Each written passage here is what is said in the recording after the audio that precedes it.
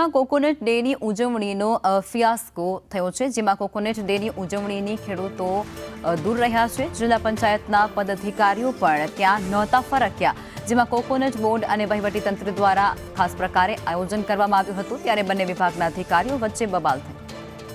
સંવાદદાતા કેતન જોડાઈ ચૂક્યા છે, વધુ વિગતો આપશે. જી કેતન, શું છે સંપૂર્ણ માહિતી?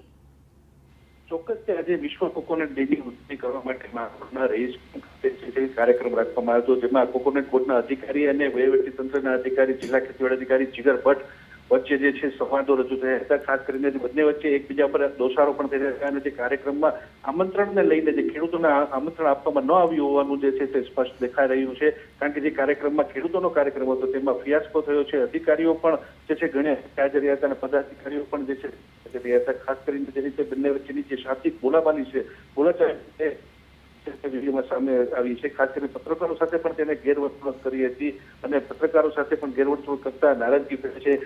મોટે કાર્યક્રમમાં શરૂ થયો હતો. જિલ્લા કલેક્ટર દ્વારા આ કાર્યક્રમની શરૂઆત કરવામાં આવી. જી આભાર.